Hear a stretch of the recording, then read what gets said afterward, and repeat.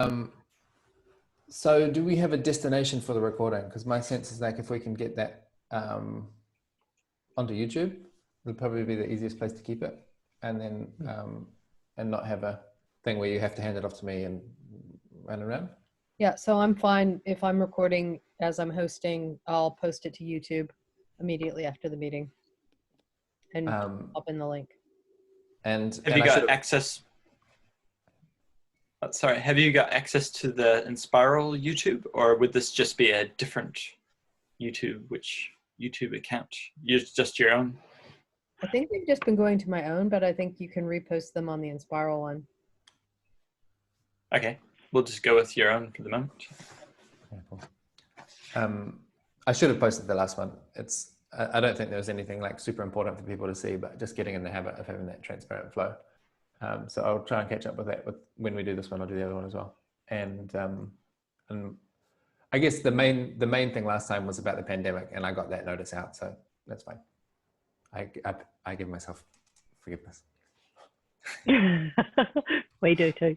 Invoice validation for outstanding co-budget, that's done. Check in with Phil on the Lifehack website contract, Charlie. Yeah, so you may or may not have gotten this email, but Phil had just gotten back to me again today when I reminded him with two options. And would we like to look at that email now? Shall we just icebox it? Instead of okay. And let's go through this and come back to that. So that's the Phil email. Is everyone happy with that approach? Sure. I'll note it down. Yep, cool. Checking with John Dan on the bamboo contract for onspiral.com maintenance, Charlie. Yeah, I would say that that's still in progress. I was hoping that Dan would have, let me give you a bit of the story. John and I met with Dan that first week, and then he was very apologetic about dropping the ball on the website, and had acknowledged that it was his sort of ball dropping of not having communicated or gotten it done. And he's just been quite busy. And then John and I set up a cadence of meeting with Dan on every Friday. And last Friday he canceled, and then he canceled again today and postponed until Monday. And I invited him just to give a paragraph update on where it's at. But it looks like we won't get anything new about it until we meet with him on Monday. So it sounds like he's just been swamped with other work, and that he anticipated having more capacity starting from next week to address the website. But I think John and I have sort of put up some frameworks to keeping the job in scope, because he was sort of rabbit holing into some work that was unnecessary. So I'm confused, Charlie. I thought that the ask and the promise was that the current website would be ported as is to Squarespace, and that would be the end of the responsibility. Has that changed? Yeah. So that is still the case, but he hasn't done that yet because he got caught up in doing more work to improve the internal sort of contributor details update process, which is different than just updating a short list of details for the website as a profile on the website. So he's sort of intermingling two different purposes there. And so that's where he got rabbit holed, was in trying to improve the internal contributor directory update process alongside just the simple form to update your profile on the website. But was that even in scope for any of this work? That part of it was, because that was a part of the previous website, is having contributor boxes of the members' profiles and ambassadors, and that being on the website. So the way in which those get updated is via a particular form that he's working on. I mean, I'd be quite, you know, with my governance hat on.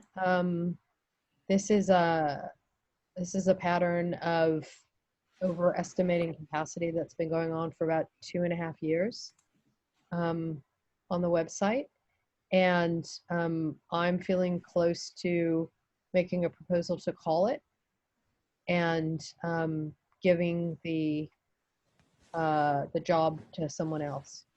So I'd like to, maybe not now, maybe we can park that and come back, but I'm reaching that point of feeling like we are not doing our diligence as directors if we allow our primary communication with the outside world to be you know, continually whatever the word is, commitments around that not being kept.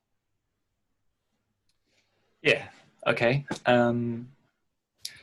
So hopefully when John and I meet with him on Monday, I could sort of deliver whatever position we've got to him at that point, if you like. Well, let's have that discussion, that further discussion in our general discussion. Yeah, okay. Okay. All right, checking on Elena's expectations for newsletters. Do we need a contract or at least give each other notice of changes? Susan? So I had a good conversation with her and she's happy to keep going.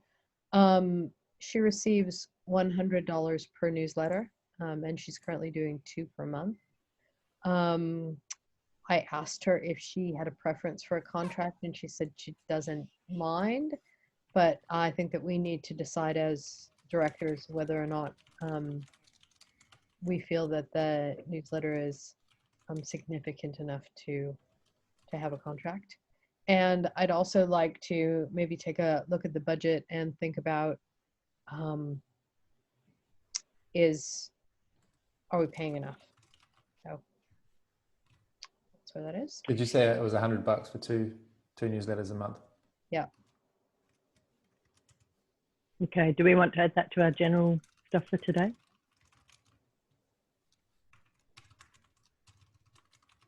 Yeah, we could do. Okay, I think we should.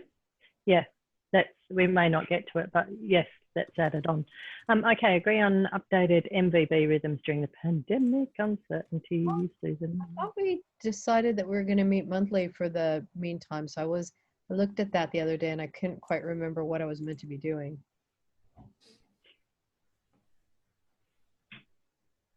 I think that's done then, isn't it? If it's in the calendar.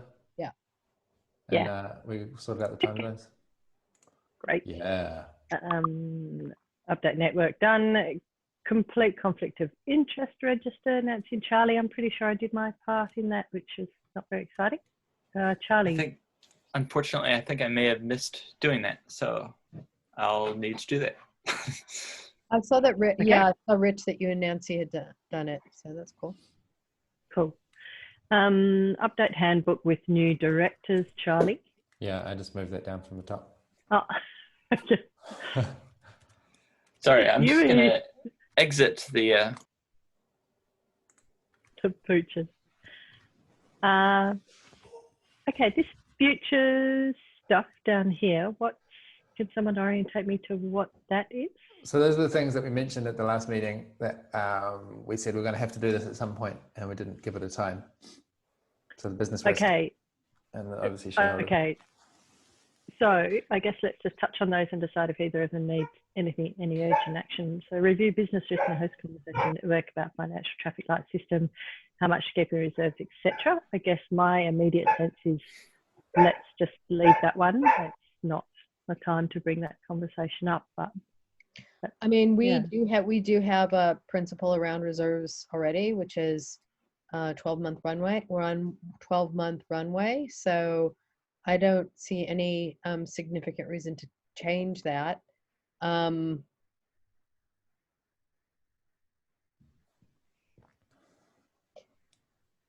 So maybe I could commit to next board meeting, kind of updating everybody on what the previous board had in place as our traffic light system. Would that be helpful? Yeah. Okay. Right. Cool. And then the other one we have there about future is checking with Charmaine about overseas shareholders question. Yeah. I would hope that by next month, I'll know something more definitive from her about that. So let's put it down as something that I'll follow up, and I'll come back to about the next time. Because, okay. yeah, she said she had some info, but was sort of waiting on something else mysterious. And I'm very curious what it is, but I'm very excited to know what the answer is. Rich, just as a thing, this may already happen, it just doesn't look like it does to me. Is there any way that when things are done, they can drop to the bottom? Is that an easy thing to do within a spreadsheet? Yeah. I'm just sort of figuring out what's the best. I don't feel completely easy about driving a meeting through a spreadsheet, so I'm learning trying to find some good habits for that. But I'll do a manual version for now. I think that's a good idea. Yeah, I guess just, that way the things that are up the top can be easily touched on. Okay, so if we move to the metrics then, if that's... Yeah, so... Happy to go next, yep. Yeah, if I can, I'll just share screen, even though we're all looking at it anyways. It'll enable me to point to particular things. So I wasn't sure, the old metrics looked a bit mysterious to me, so I've just brought in from the forecast an actual sheet that has the metrics at the top. And I could probably format this a bit differently, but it has the actual up till the end of last month. And then if you scroll to the right, it has a forecast. And that is also based, like if you just want to see the forecast, that's in this sheet here, down to the right, the forecast. How was the forecast done? Do you remember? Yep, I can tell you exactly how it's done. So the actual subscribers, that was that's from actual data, and then the idea or theory was that it was just go up by about 2 per month, which is a relative pattern. And then same with contributors. Why did it jump from 112 to 120? Sorry to be critical. Yep, so that was modifying according to actual data. So I think it had previously been forecasted to be 112, and then it was 120. Yeah, so then the forecast changed from actual data. So I'm still working out a good way to update the future forecasting on a monthly basis. So same with contributors, we get 3 onboarded with 1 offboard, which is a net 2 more contributors, roughly. The number, like a lot of this is just sort of guesswork, really. So like there's 34 members at the moment, and we've just guessed that maybe by the end of the year, there might be up to 40 members, but that's just, again, guesswork. I can't identify any discernible pattern to the number of members over the last couple of years. The income is a lot more predictable. This is based on the actual subscription data for when we know either annual or monthly subscriptions come up at particular months. Yeah, because the annual coffee, beer, pizza kicked in last May, right? So it's coming up this May. Yeah, that's right. So a lot of the annuals are kind of stacked up in the May, June months. And then it kind of flattens out with mostly being weekly and monthly subscriptions after that. That makes sense. Yep. And operating expenses and administration is pretty consistent. Administration is just the optimi costs, which is relative to the numbers of contributors in part. And I don't have a good way of predicting the collab funding or the working groups accounts. I guess one way to do it would be to look at the relative profit and loss of both the gatherings and the catalysts working groups to see how that might change from month to month. But co-budget is really hard to predict because it's all in line with the projects and all of that. And so I understand what the Runway Saver account is. That's the budgeted runway. What's the mission account? All right. So this, I would love to direct you to the Inspiral Foundation's financials post. And this has, this I updated for, about a month ago for the last postings. And it gives a good overview of how these bank accounts operate. Yeah. So just to quickly go over it, income and expenses is the same as it has been. Collab funding is the same as it has been. Runway Saver is what used to be the reserves and emergency reserves. That's now been combined into the single account. Yeah. It's the 12 months. Working groups account holds the gatherings and the catalyst funds for the moment. And so the mission account runs in tandem with the income and expenses account. So income and expenses has a resting balance of 7K, and that takes into account about 3,666 or 3,700 expenses per month. And then there's about, there's some extra funds there that Bart and I set to hold the life hack funds. Yeah. So that as it's paid year by year, this resting balance will drop down as the year, from year to year. Mm-hmm. So the idea is that at the end of each month, if the amount is above or below 7K, then it floods into the mission account or floods from mission account back into income and expenses. The mission account are basically unallocated funds that don't have any other purpose. And so they could be funds that either people decide to put towards the next co-budget round, or people tell the board, hey, I'd like to do this thing and it will cost this much. And then I guess we could approve or put it up to the members. I don't know if there's any set process. Is it in the financial agreement? Because I know that the kind of tacit agreement that the last board had was that when the mission, well, we didn't call it the mission account, but when the monies over and above Runway Saver hit 10 or 15 grand, that would be a signal to start a co-budget round. Is this written down anywhere? Is it in the financial agreement? Is any of this shared anywhere else? And I guess maybe that could be an item for discussion from the board.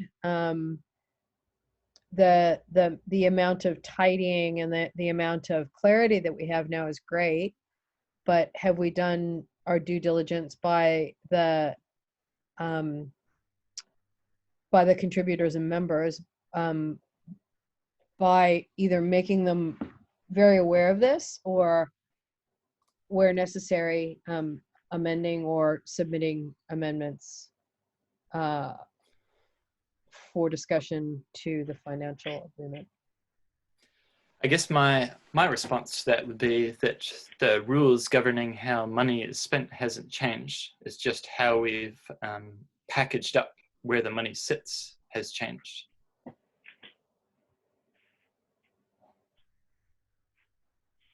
And so I'd love to hear from Rich or Nancy on, do we feel that, do we feel like this, we've done our due diligence in ensuring that the entire community is aware of these things if it's important to them, or is it there for somebody to look at if they're interested? What are we feeling in terms of our kind of value of transparency and unambiguity. Well, from my view, Charlie's been like clockwork, updating the Lumio thread with like, here's the latest, here's the latest, here's the latest, which is not just a snapshot of the accounts, but it's also an like improving how the accounts work and explaining how all of that stuff works. Like for anyone that's curious, the information is right there. Yeah. So I sort of feel good enough about the transparency, and I'd say there might come a moment where we want to draw people's attention and say, look, there's $20,000 in the mission account. Yeah. This is a great opportunity, but I don't feel the need to lift the signal any louder than it currently is.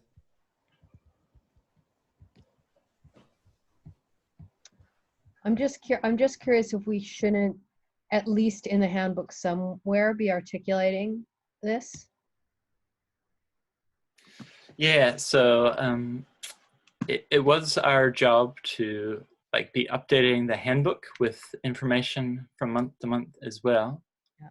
But I need to pair with someone on how the new GitHub works, because since it's all been switched over, I don't know how to get in there to update GitHub easily. And I mean, I don't feel a particular need to update the handbook every month with the current financial status, but I do think that what you've done is so fundamentally great that it should be in the handbook, basically. Okay. Was there a part of the Well, just explaining that we have got a runway account, we've got a mission account. This is where the money goes. This is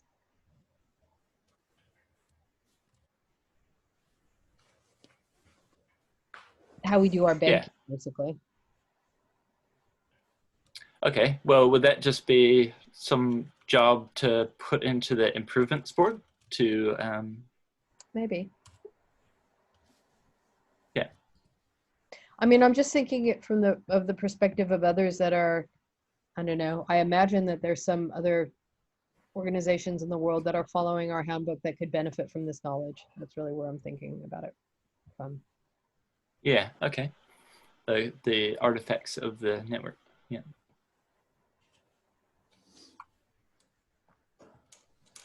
Okay, well, does that highlight a job to just update the handbook with the general structure of the accounts then? Yeah, that'd be great.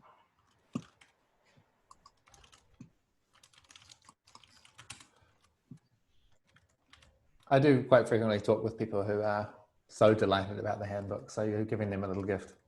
Yeah. I don't have as cool of a graphic as is in the front money page, but in the old MyDot and Spiral days, but maybe some kind of improvised dance music collaboration, just a little video. Yeah. Who is it that I guess I could ask JV about updating the you're Rich, updating the financial transparency page. Yeah.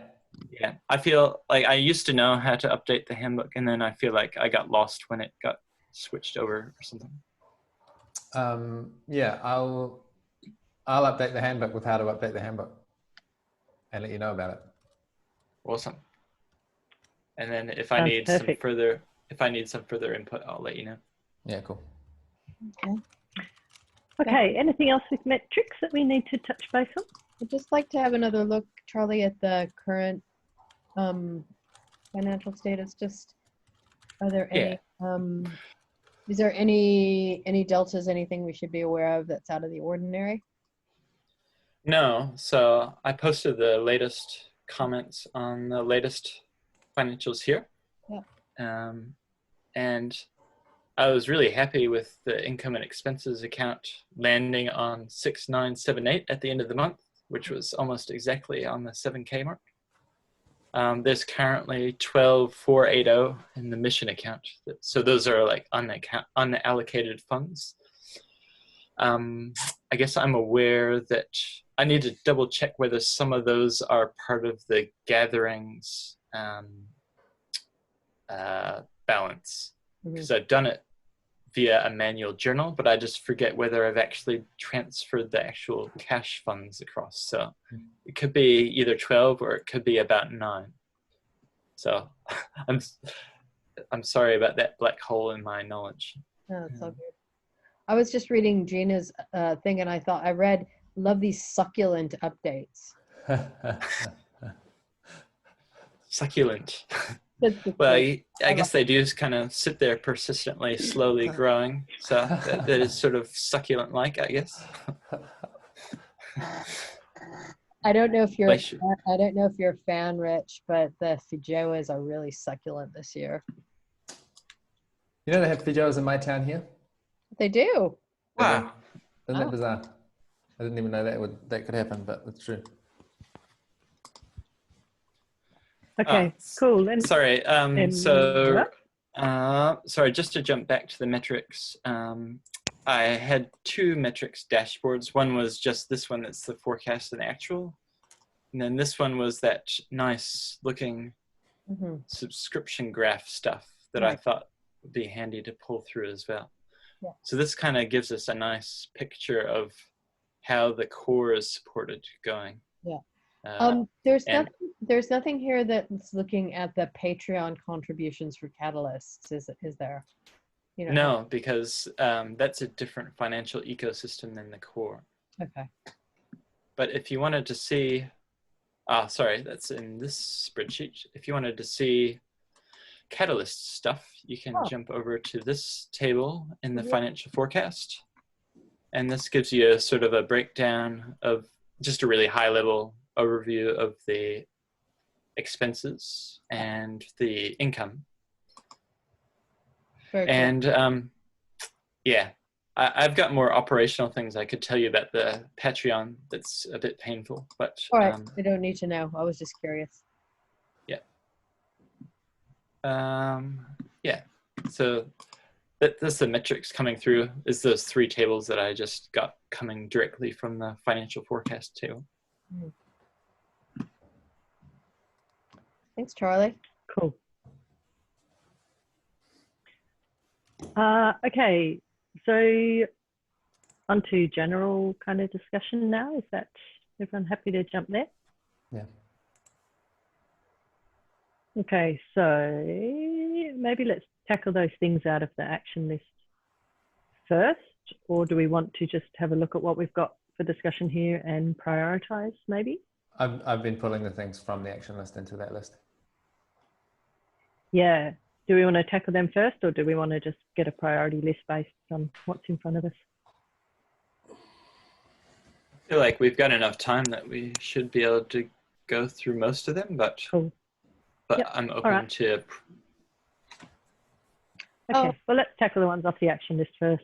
So the Life Hack Fill email one. Right, so the newsletter one. So I'm on the general discussion looking at the newsletter. I mean, I mean, there was with the last board, there was a pretty rigorous line that any regular work should have a contract. Just as good hygiene and good practice. I'm ambivalent. My sense is if anything's going to change, and that this applies not just to the newsletter, but also to the website, stuff like that, it should be about getting this off the board. Like that's the only energy I've got is like, there should be a working group that's looking out for our internal and our external comms. And if we need to spend money to make that happen, then so be it. But it just seems like a real anti-pattern that it's on us. So I personally have tried to spin up a comms working group for the last 4 years, as you know, way back to our Catalyst days. Apparently there is one now. So it's Alina, Natalie, and oh gosh, was there somebody else in the working group? So what Nat and I'm sorry, the other person I can't forget who Alina said, are basically there to proofread the newsletters before they go. Oh, Joriam, to proofread the newsletters before they go out. I think that I was also confused on where the overlap of Joriam's Catalyst funding and the comms working group funding comes from. So maybe what I'll do is let me take another action. Let me take an action to go to the comms working group and ask them what they need.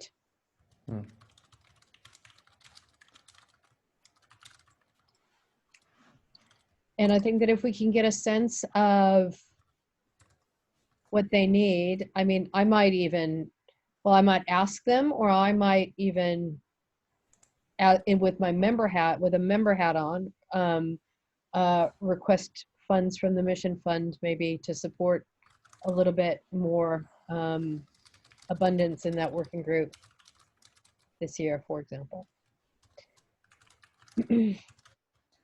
Yeah, I just, if there's good energy in there, you know, like Alina's been on it and been doing great work. It's like if there's energy and we can encourage them to really get set up as their own little autonomous unit with a budget, then that would be great.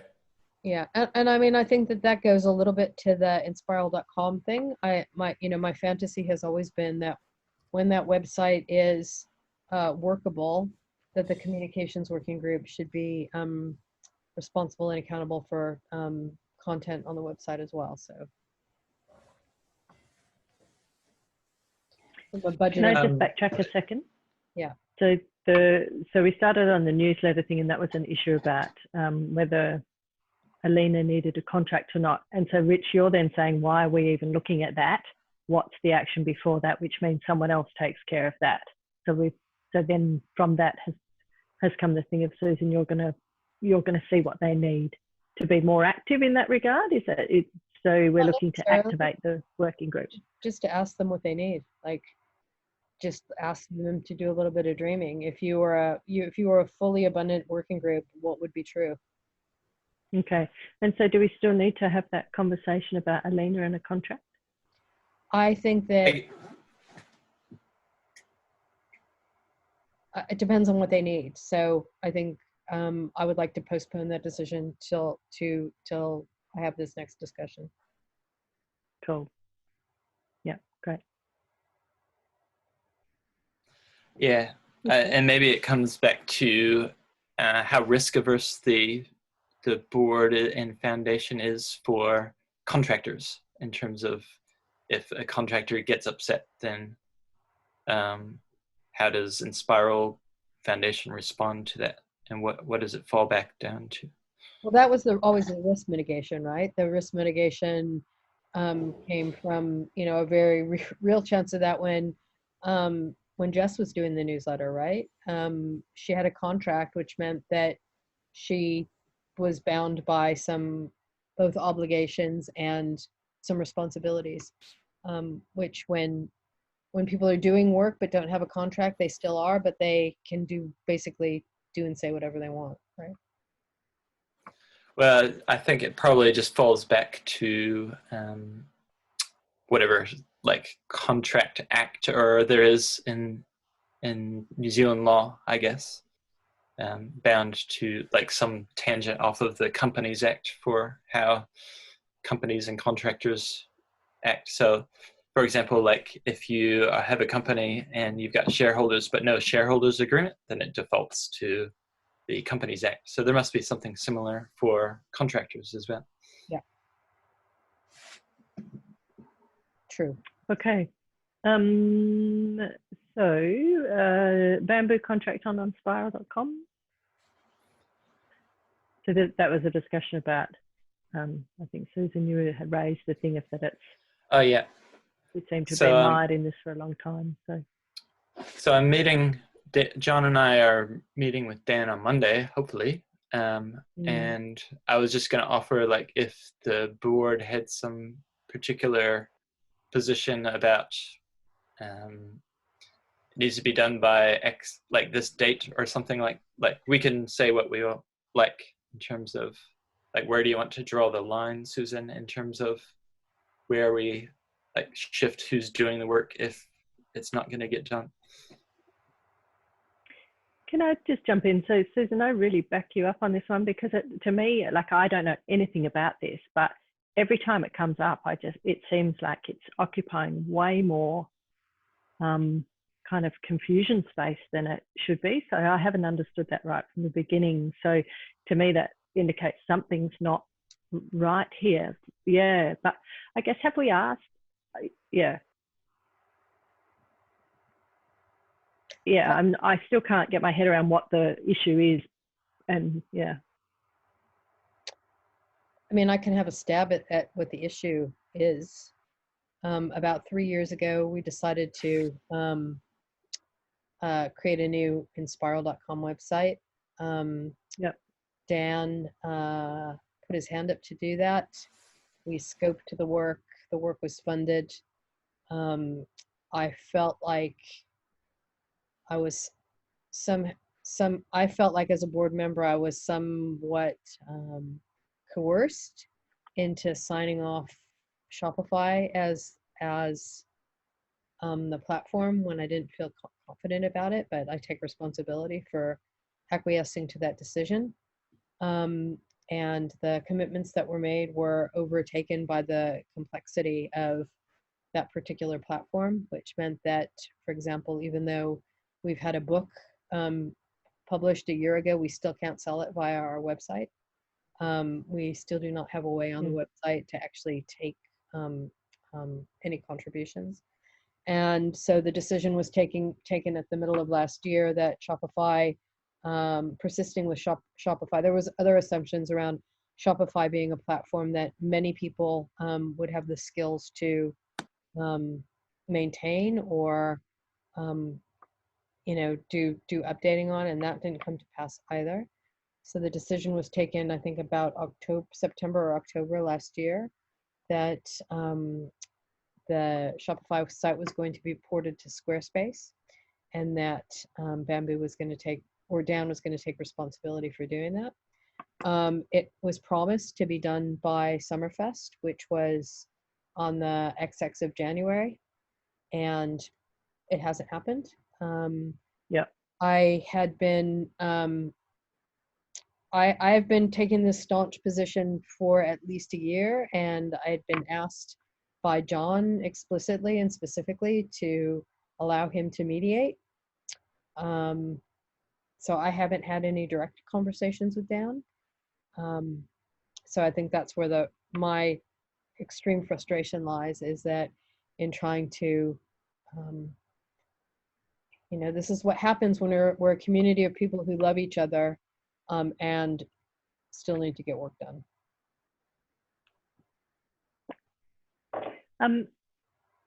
So Charlie, is there anything you know further about the situation with Dan? Like what's the, are we in a position where we can say, Dan, we need it done by X date, and then if that doesn't, happen, then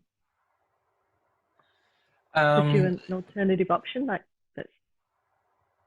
Yeah, I think I'll be able to gauge a bit more from what, like, hopefully Monday, Dan will be like, yes, I can get it done by, like, in 2 weeks' time or something, If he can't say that, then I'll be like, well, where's your accountability? Like, how can we ever hold you accountable to what? Well, what are we able to? I guarantee you, he will give you a date. I've had 20 dates. Yeah. So are we able to just say, very clearly when, I don't know if this is even our place, but can we very clearly say when it needs to be done by, and if it's not, so we set the deadline, and if we had a contract, we'd be able to do that.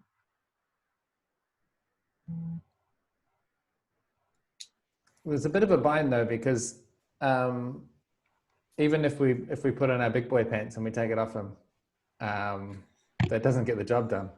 That just adds another loop into the complexity of getting it done. So it's not like it's an easy solve.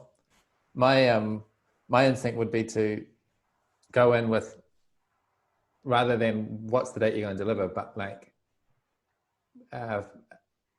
somewhere between firm and gentle, which is like, what do you need to have this done by the end of the month?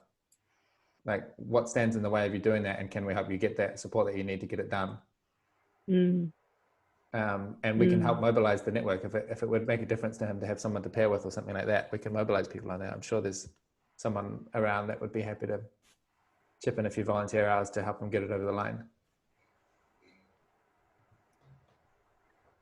Yeah, I like that approach. Yeah. Yeah. I mean, maybe for Dan it's a nightmare and he really doesn't particularly want to be doing it. I don't know, like he might be really relieved to not have it on his plate. I don't know.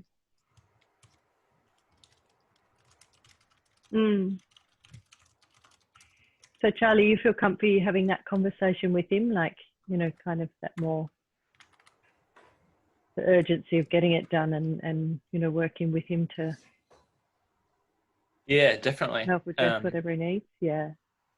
I think like both John and I already have some like leverage for him having missed our 2 committed meetings as well. So he'll Cool. Yeah, he definitely wants to respond to that, so that's why he suggested meeting on Monday. So. Yeah, cool. All right. So I guess, do we want to touch base on, if we're having the same conversation next month, what we're going to do about it?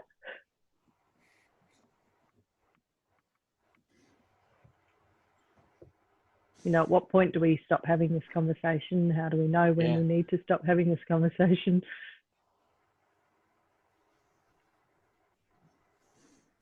Well, I guess there's a, because the funding for this is from a co-budget bucket, right? So if you're just sort of cutting tethers, then you ask Dan for an invoice for whatever time they've done and pay that out.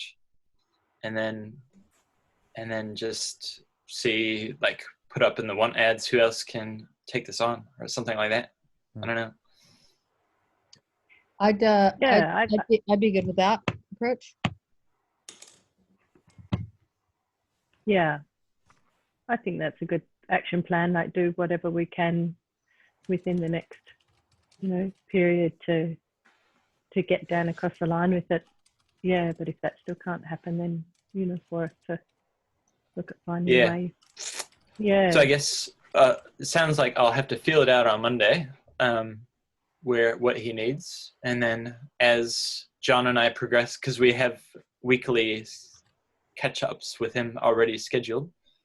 So if we keep having the same conversation on those Fridays, then maybe not this next Friday, but the one after that, I'll be like, well, you have until the 20th of May when the board is meeting next.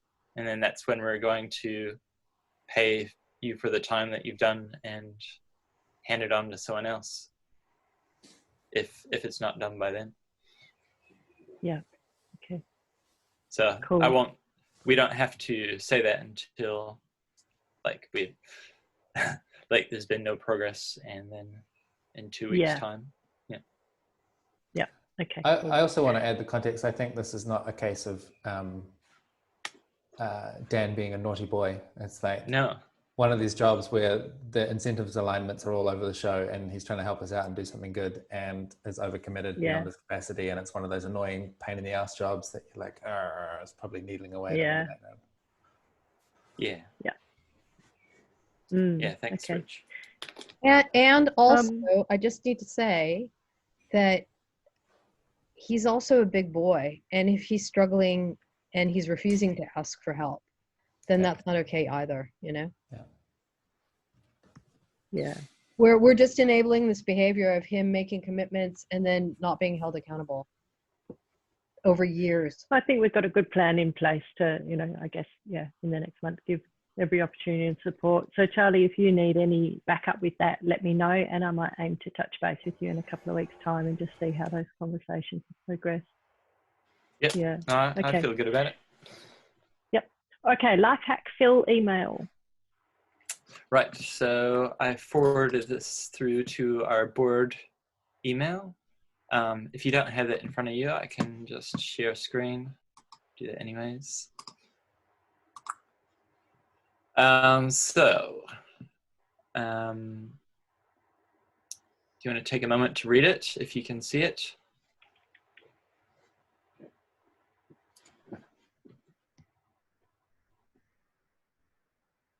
Sorry, where is it? I forwarded it through via email, and I have it on the shared screen at the moment. How come I can't see the shared screen? That is so weird. I can see it. There it is.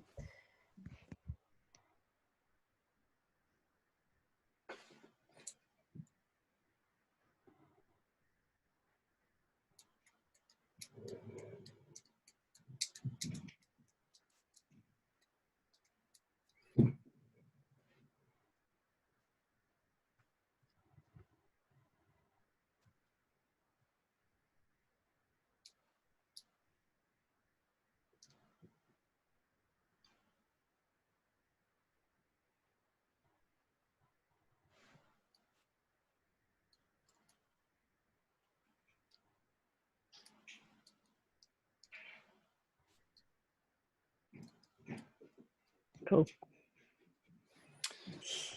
So I guess what I can reflect back is that Bart had planned for the 540 amount in that income and expenses account, but had not planned on the 740 amount for that option 1. So that's a difference of $200 per year for 10 years. So that's a difference of about $2,000 to account for as part of that, as part of those funds. Any thoughts? Coming from a completely naive, don't know much of the context thing, I'm just going option 1 looks like a no-brainer to me, but that's without any context. Yeah. I mean, for me, if this is a static page, right? That is never going to be updated again, as far as I know, right? The content won't be updated, but the code will be updated occasionally for security reasons.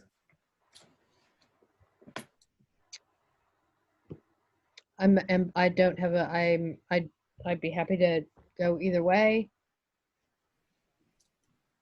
I guess, yeah. I guess what I'm seeing with the option 1 is that it'll save us having to negotiate when something breaks and having to muck around with back and forth about, all right, well, this job will take an hour and a half and it will cost this much. I so agree. Whereas if we just pre-bake it in, then we don't have that worry of having to go back and forth about it. And he's got the assurance that he's covered his time for making some fixes that are likely, it sounds like. And yeah. So it just means, I guess, moving across from the mission or one of the other accounts, the extra 2,000 amount that will be needed from year to year. And because I think we decided somewhere in a meeting last year he had asked to be paid up front, and I think the board decided not to do that. Is that right? Yeah, I don't know what the historic part was. It looks like we'd paid for 1 year, so the first year up to 31st of March 2020. Something I remember. He had put forward a proposal to be paid up front, but I think the board decided not to. Annually, yeah. Yeah. So this to me looks like he... So Charlie, you go. This to me looks like he's happy to be paid from year to year as opposed to all of the money up front. Yeah. Well, I guess, again, with that caveat, as I don't, know fully, it seems pretty reasonable. And for that thing of why would we, if we can afford to allocate that money, why would we opt to potentially be tied up in back and forth about fixing things? Yeah, that's how I see it too. It's like, this is how much it's going to cost for me to take full responsibility for keeping this thing. Yeah. And it sounds like there's been some communication dropped along the way in the handoff between Bart and us, maybe. Yeah, and it could come back to that contract thing again. we're happy to agree to this email as a contract. So does he need anything further than this email in terms of a contract? Do we not have a contract with him at the moment? There was one drafted up, but it was even more simplistic than what's in this email, I think. Okay. And at the time that Bart showed it to me, I was like, well, these are all the potential holes in this contract from what I could see as if you're wanting to have an actual contract. So, yeah. Okay. What's needed to accept that and move forward?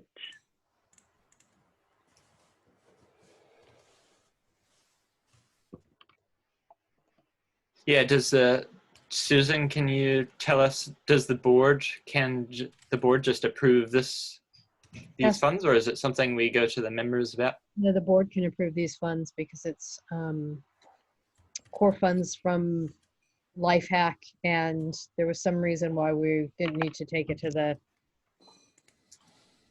the greater membership. Okay.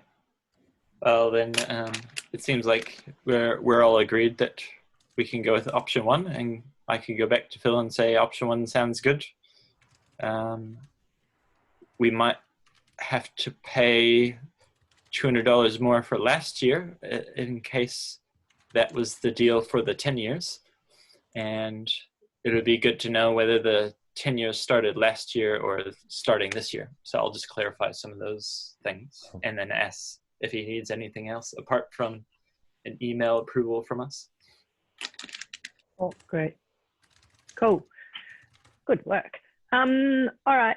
So I got, I think 15 minutes. Is that this is a 1.5 hour meeting? Yes.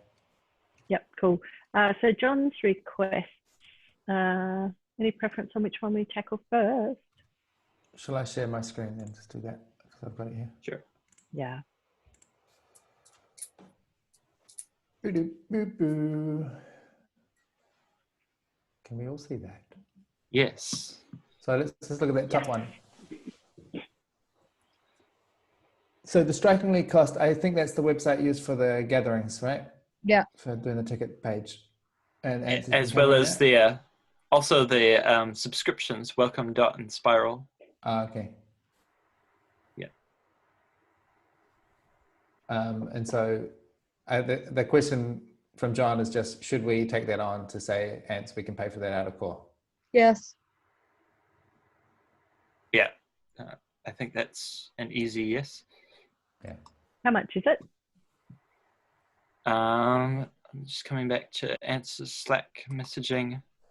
$8 per month. And seems feasible.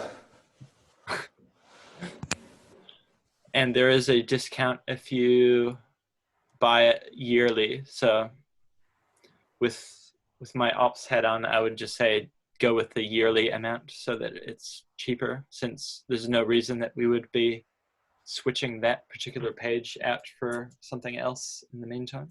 Yeah. Yep.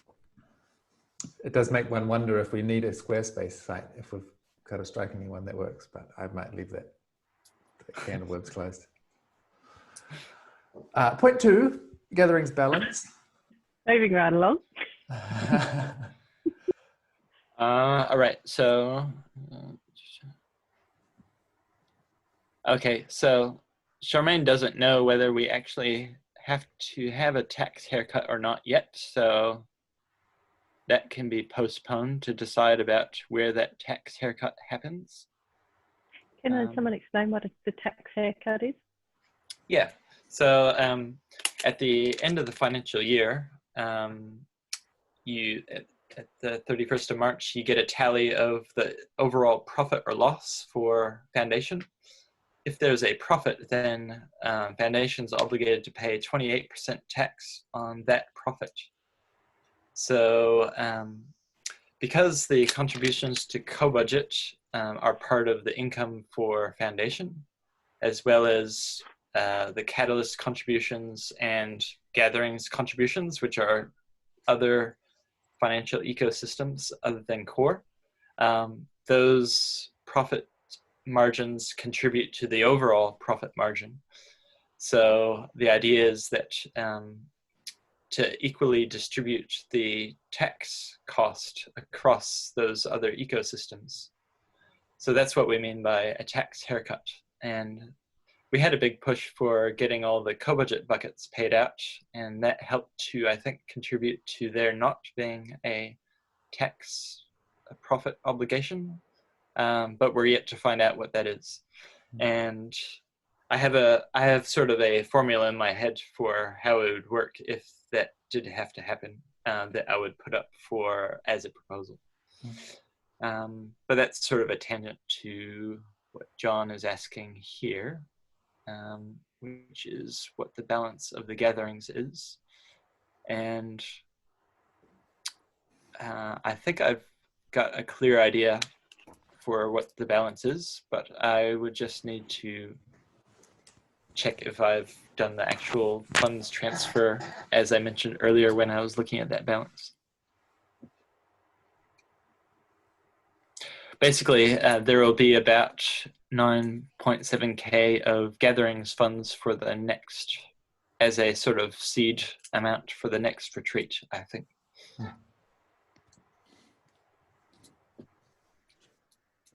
And so, but we don't, what you're saying is we don't know what the tax implication will be on that.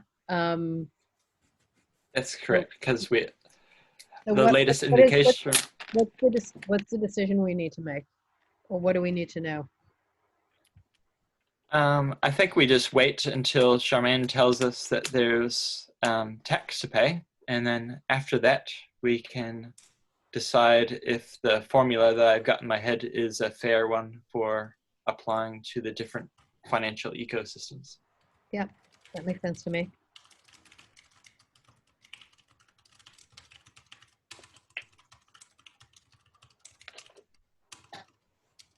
All right. And just to clarify my understanding,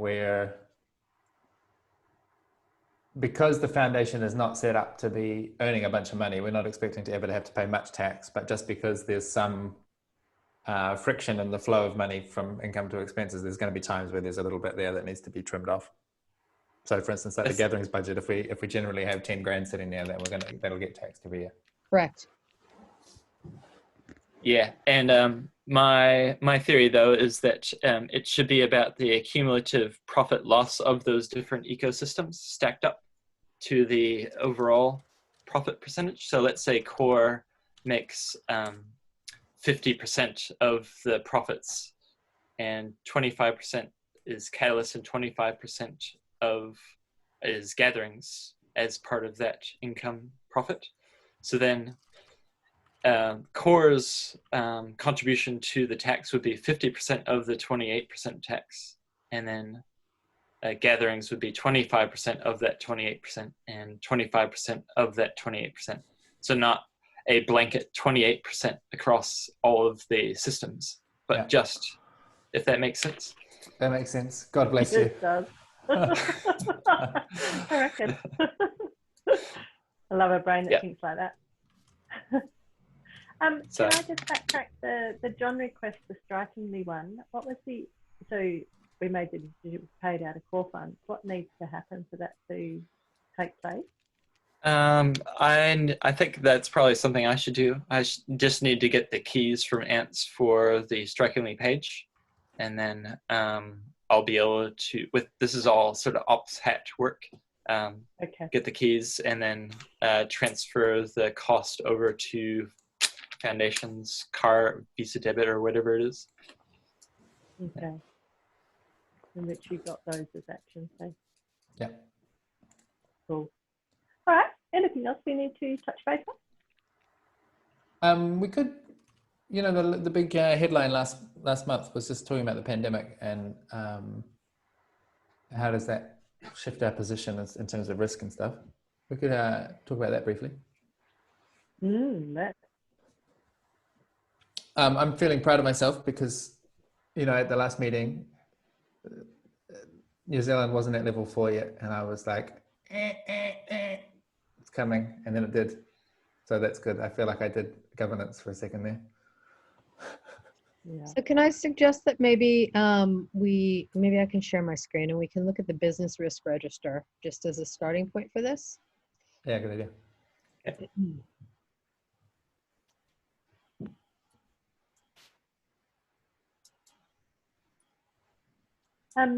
Rich, in bringing this, is there anything particular that you're wanting to, that for us to touch on in the discussion, or is it more just a general sort of discussion? It's just the general thing of our job is to look out for risks, and it's probably the biggest risk floating around at the moment is like the disruption, and what's that going to do to the people in the network? Yeah, cool. Yep. Yeah.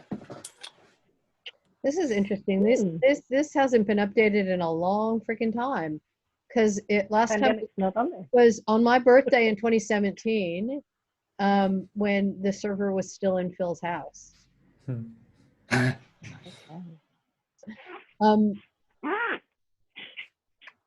So I think that we should look at this in our next meeting fully. Yeah. But shall we add something? Is there something, Rich, that you're feeling really clear on to add here around pandemic? Well, I'm not clear. The first instinct was about to make sure that people don't get isolated and to acknowledge that this is going to potentially put a tax on people's mental health while we're being so disrupted.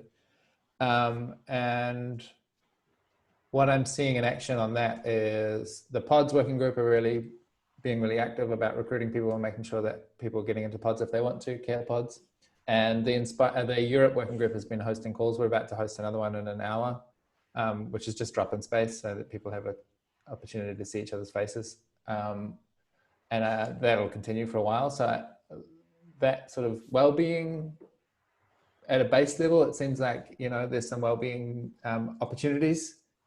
And I just wonder if there are other sort of risks coming through, like,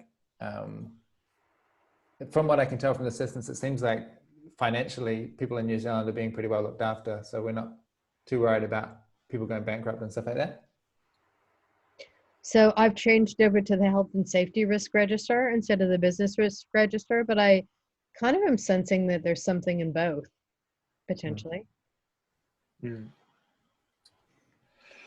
I wonder whether there's something to do with the well-being of the benchers, because they're, like, if we think of the sort of parts of the network, there's sort of all the contributors' well-being, but I wonder if there's something to do with the just checking in on the different benchers as well.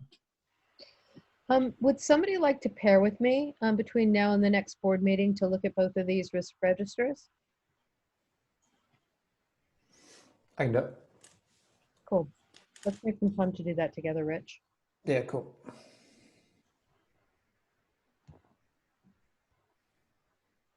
Other than that, I'd be happy to just have a spacious and timely checkout.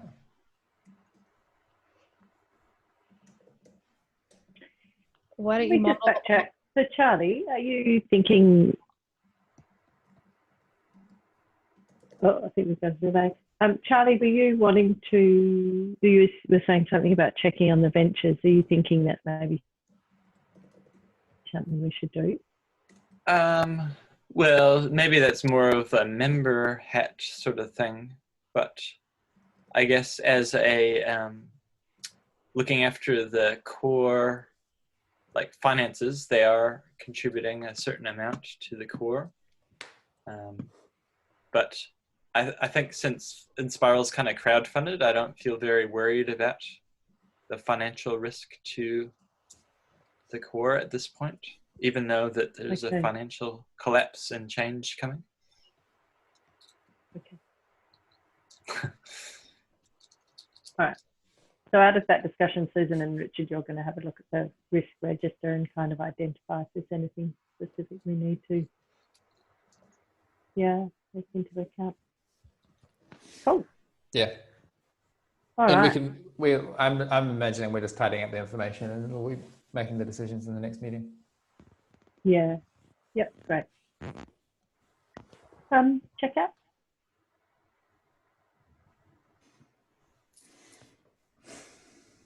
Okay. Thanks for letting me facilitate the meeting. It was great.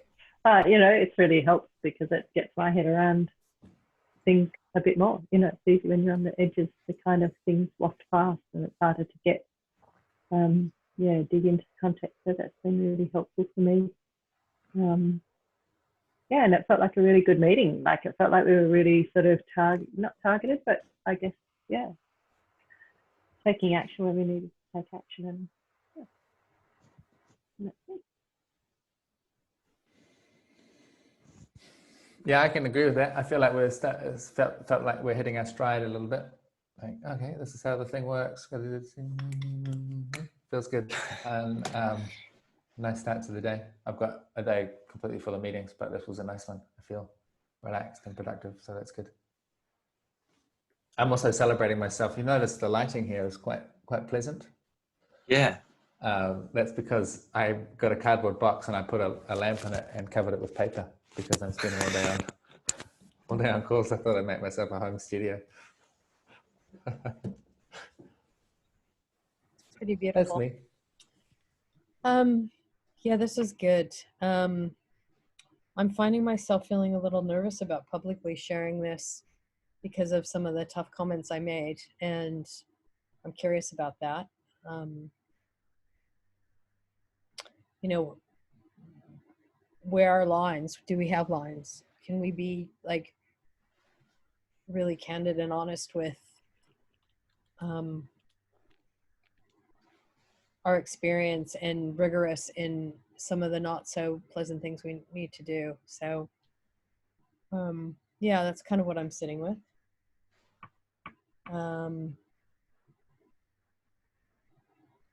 But this was fun, and yeah, let's do it again next month. That's me. Somehow hearing what you had to say, Susan, reminded me of Teddy's reflection in some Lumio fragment about his observation about people in Spiral being fearless.